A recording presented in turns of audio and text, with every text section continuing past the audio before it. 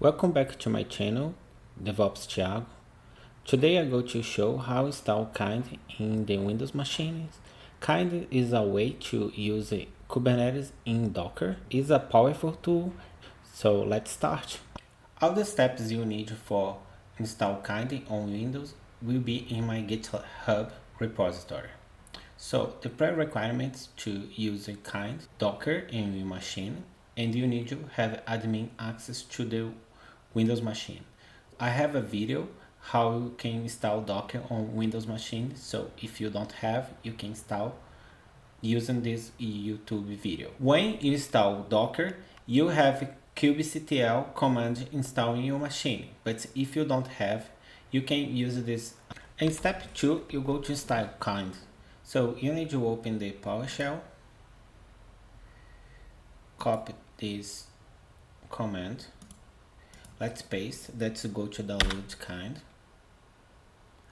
After that, you go to create a folder to add the Kind. After that, you need your moving. So after you move, you need to go and add the path. So go to path,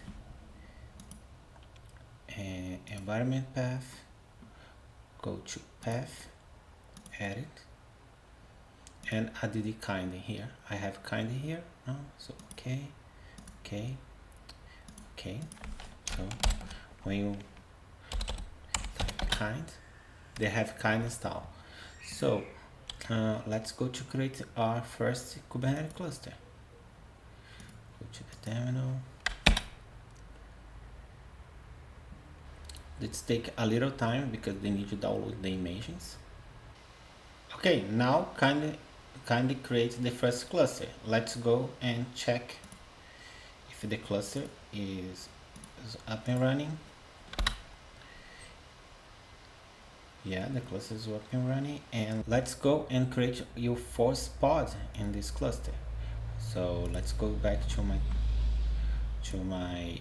GitHub, copy this command back to the terminal and paste.